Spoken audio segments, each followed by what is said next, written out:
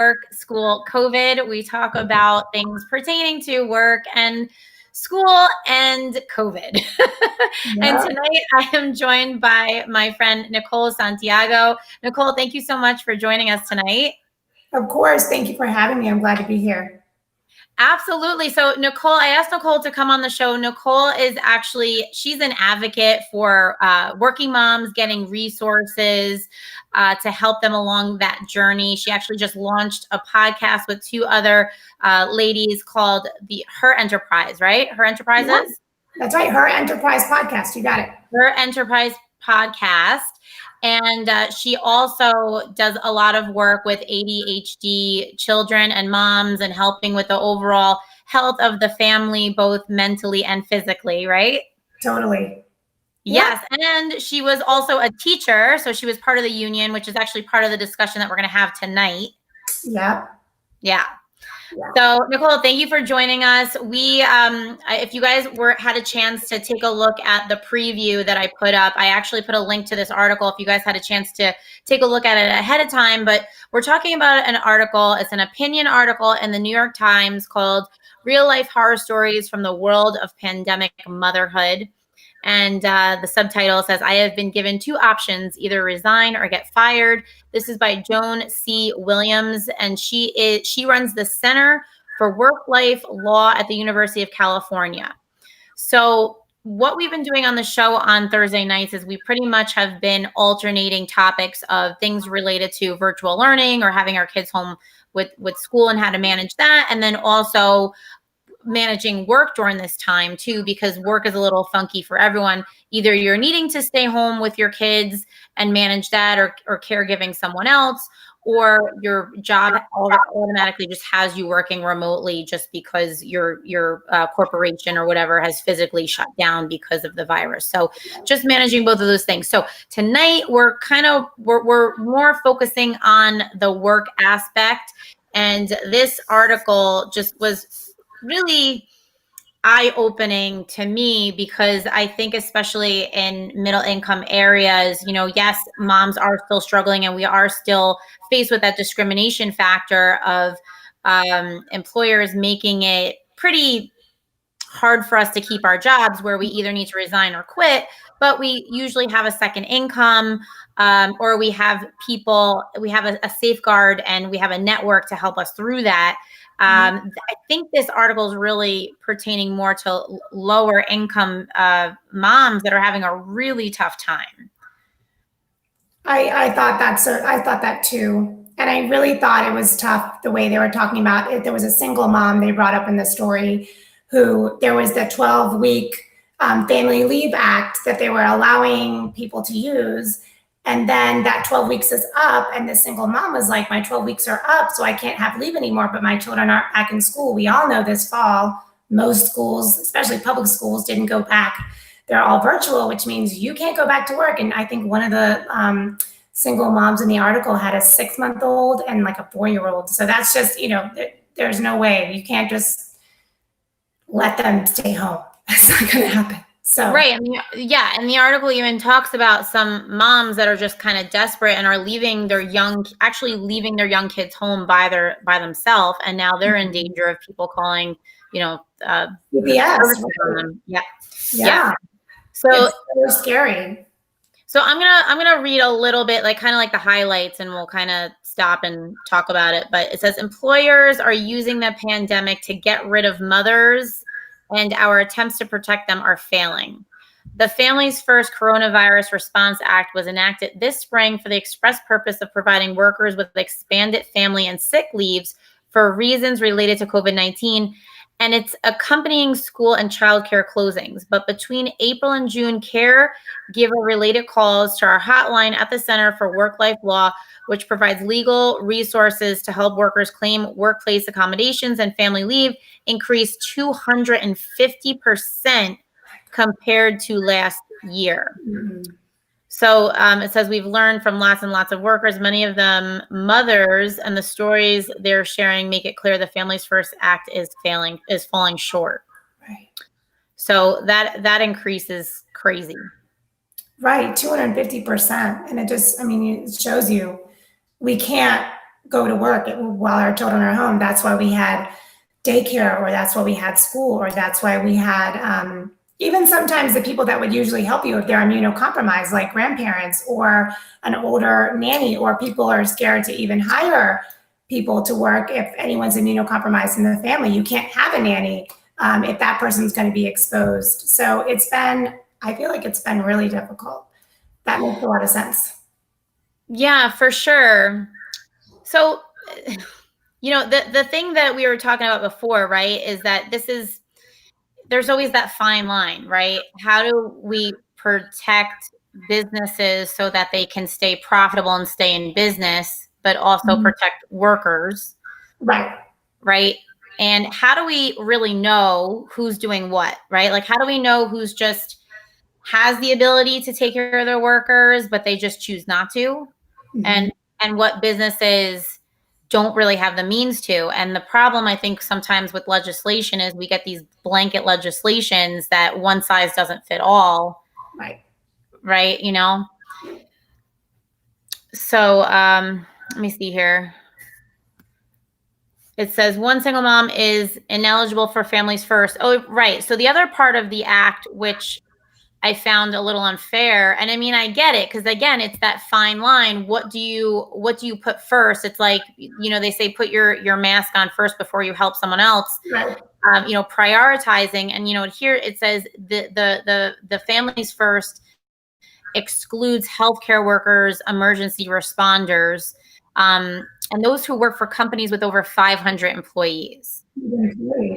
So that I don't understand the 500 employees. I understand the healthcare workers and the emergency responders, because the general public needs to be cared for. But at the same time, the purpose of the Families First Act is to help mothers that need to leave work to care for their kids. So it's really irrelevant what they do for a living. Right. So that's why the 500 number, I don't know how that helps, unless it's that those companies need their workers more because their businesses are bigger. I'm probably not. That's probably not exactly why they did it. But I know like all the teachers unions and those are always way bigger than 500. So that would but oh my gosh, what's going on with teachers right now? It's terrible. I mean, my friends that are teachers, your friends that are teachers, you have that teaching background, been part of the union, so you know how all that machine works. But I mean, here in New Jersey, what our governor has done is basically left it up to kind of the school level. So it hasn't been a state decision. So each school district is doing their own thing. And if you have a kid in one school district that has a certain schedule and you're a teacher in another school district and your school district is doing something else, how are you able to go to work and also take care of your kid? Right. Exactly. So now I'm hearing stories of the boards are suing the unions and the unions are suing the boards because the governor has stepped out of the equation.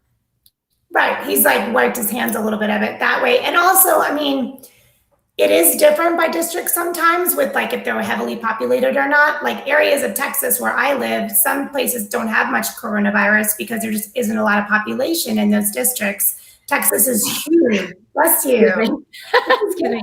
And since Texas is huge, you can't make a blanket statement about, what that means to be in a place where there's little population. And then a city like San Antonio, where I am, which is a pretty big town, is the 7th largest town in the USA.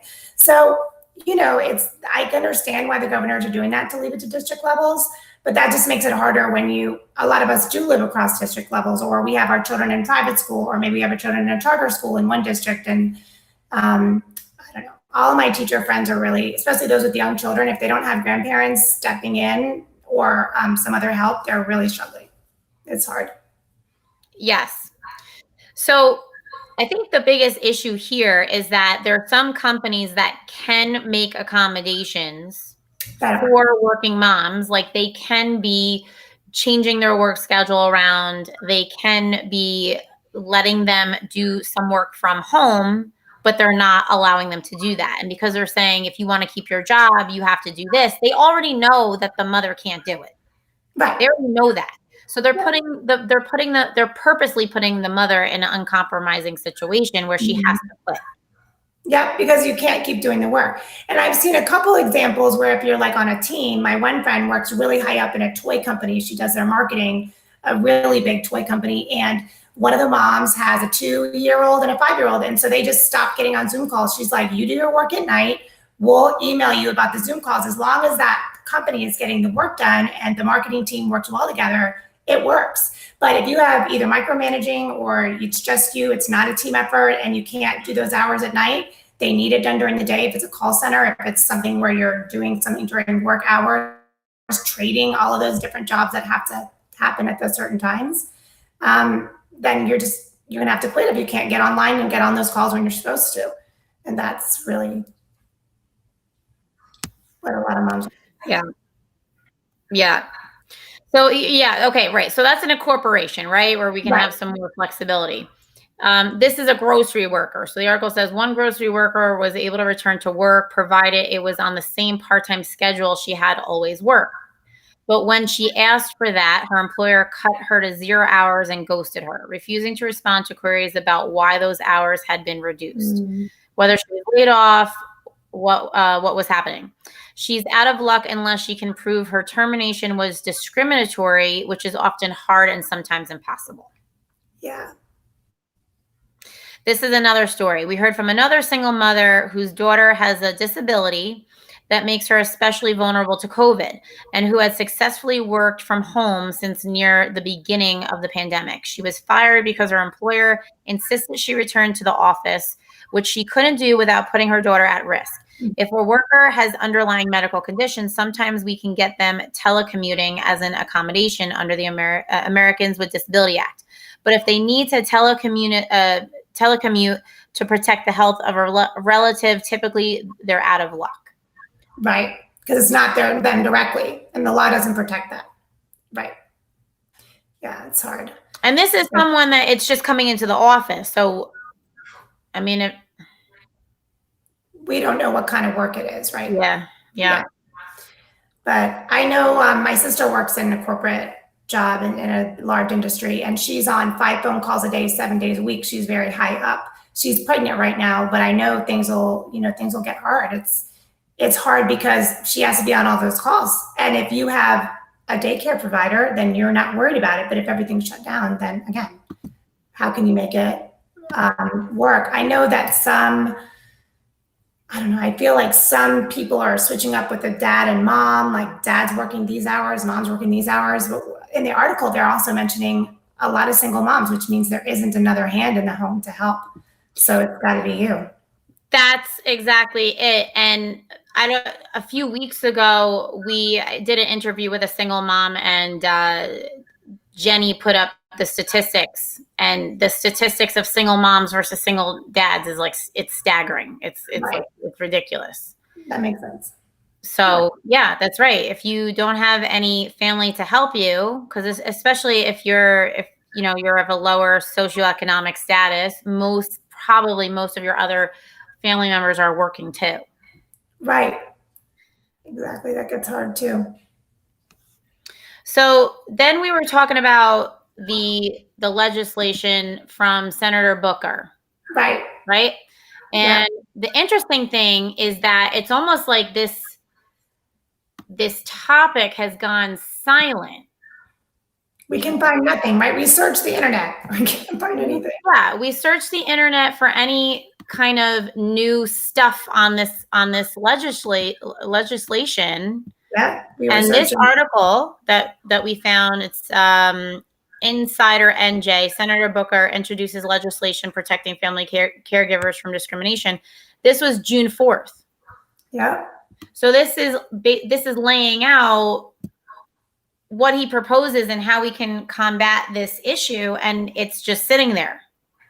Nothing's happening. It's sitting there. There's no new news on it, at least from what we could find. We searched, and there's nothing new on it. No, I mean, the Senate shut down. They're not going to vote. They're shut down all the way through Labor Day. They're on holiday for a few weeks, so nothing's happening right now either. for a little while longer. And I don't know how long it was until, I don't know how close they presented the legislation until when Senate went on recess, but they're still on break now till after Labor Day. So. That makes sense. All right. So we'll check back after Labor Day and see if anything has picked up. But all right. So, I mean, now we've kind of laid out the problem. And, like we said, it looks differently for women of different socioeconomic status. Right. So it's very hard to give a blanket, opinion for everybody, right? Right. Because some people are going to have easier time than others finding solution. But there's something about this article that I didn't like the overall tone of the article. I didn't like, the fact that it says horror stories. The fact that, it talks about like just it's, wiping out a generation of women's careers and taking, taking time off is going to, affect our careers long-term in really big ways. And I think this is all true if we allow it. Mm-hmm. If you allow it for yourself personally. This is where I think that, I'm a very big advocate for mindset, and I'm a very big advocate that for each person taking care of themselves. And when there's big pictures of doom and gloom, I feel like, people feel people get paralyzed. Yes. And we feel like it's beyond them, and the problem is beyond them, and they are just, a victim of circumstance. And yes, while you may be initially a victim of circumstance, this still is America, where we get to have choices and where we get to pave our own path. Exactly. And so the article really takes your power away. It's disempowering. And that's not what the She Interviews is. I know that. Yes. And right. And I'm not saying that it's not an issue that doesn't exist that we need to confront. We absolutely need to, see that it's aware. Okay, now that we see that it's aware, what can we do about it to take our power back? So, there's a few things, right? And I don't like to get political because this is not a political platform. But I do like to present facts for everyone to chew on and make their own decision. I don't want to make someone's decision for them by having a strong opinion on my platform. But what I will say is that, this is a great piece of legislation that's out there that could help alleviate a lot of the pain that families, especially single moms, are put into, a rock and a hard place. Right. And if that is you, and I mean, women in general, we collectively can have a voice and recognize that this, first of all, create awareness that this legislation is out there and it exists, and to put pressure on our senators and put pressure on our political system, our politicians, that we are here and, we want answers. Exactly. So that's the first thing. And then the other thing is that we have some resources that we were talking about. Okay. So what kind of resources can we give our viewers to help them out? One of the things that we talked about is if you can tell us a little bit about a recent podcast that you did on your show. Oh, yeah, sure. We did. We actually just dropped the childcare episode, and it's all about us managing childcare through all sorts of different situations, emergencies. Loss. We've had family loss where when the whole family is grieving, there's no one to help you with your kids. So the episode talks about different ways we've managed childcare, really strange, like things you might not have thought about, renting out your basement, or just different ideas for how to manage it. I went part-time, and it actually saved me money because it was back when, we had nurseries, schools open. But you just really have to talk. You need to advocate for yourself at work. You need to call work. If you can work from home, like you said, ask to work from home. If you can work from home a few days a week, even just get to those a couple of days, then you only have 2 days to cover. Talk with your neighbors and whoever lives around you. You can do nanny share or pods, or some of the working parents might go in 1 day a week. And if there's 5 families, and I know it's coronavirus, so people have to be careful about spreading, but if there's a couple families together, you could get 2 or 3 days where all the kids go to one house one day, and then another house the next day. There's ways to work around it. I mean, it takes a village to raise kids. And I think we've come to a time where everyone's working and wants their career, which I think is so important, but we still need our networks. And those networks are going to help us through problems like this, through something that's unprecedented. This means you've got to pull out all the stops and get creative and solve it. And there's over 25, it's actually a free PDF. If you go to the podcast, we'll email you the free PDF of 25 out of the box ideas on how to solve your childcare problems, because it's a lot going on right now. It's hard to manage it all. And yeah, that's really helpful. So you have a PDF. Okay, so what we're going to do, guys, after this show is I'm going to go and I'm going to edit the comments, and I'm going to put a list of all the resources. So a link to this article, a link to an article that talks about Senator Booker's legislation proposal. I'm going to put in Nicole's podcast, a link to the actual podcast, and then the link will be the links to my website, and then they can get the PDF for childcare. Okay, so for that, I also want to put a resource for. We have some community members. That's the whole thing with the She Interviews. We are, not only a platform for women so we can hear each other's stories and be inspired by them, but we also are a community of women that have resources. So some of our community members, one is Courtney Ball. She is a corporate mama. She helps women break through the glass ceiling. And one of the things that she's very talented about is talented in the department of helping women communicate their needs. And so she would be, I believe, a fabulous resource. We also have Christina Saley, who's a parenting coach. And I think that she's coaching parents through this as well. So I'm going to leave their contact information and anything else that I can think of resources in our She Interviews community. And members, if you have resources, please send them to me so that I can attach them to this show for people to be able to reach out. And I just, again, like closing remarks for me is I don't want anything to take our power away from us. Like, yes, this is something that we're being confronted with, but we have solutions, right? There are so many women right now that have come home and said, screw it, I'm starting my own business. Or they've joined a network marketing business, or they've started their own e-commerce business. And I think that's great. And I think that we need to keep encouraging women to think out of the box and do those sort of things. Exactly. I couldn't agree more. It took me 1.5 years to step out of teaching, to step out of full-time work and be an entrepreneur. And I'm prepared for this, which is so great. And there are resources for how to get started if you're thinking about doing something alongside or get extra income to help you through these times. If one parent has to stay home, there's ways to still make an income at home, especially if we have our kids right by our sides. Get your kids involved if they're old enough. Get them on an Etsy site. Get them involved in business now. I mean, enterprising is what this country was built on, and we can do it. And the more you're home and take the time to think about ways that you can be creative and get your kids involved, because my son loves it too. He's 13, but it's really fun to go and be an enterprising family. We can all do it. It's fun. Yeah, 100%. So, ladies, anyone out there that this has been on your heart, you've been wanting to start your own business, you've been wanting to make a change and stop, fighting with the circumstance before you, but you're just maybe a little hesitant to take that step, or you don't really know what to do, reach out to us. Nicole is a great coach and a great resource for helping you find your path. I am as well. We have mindset coaches, right?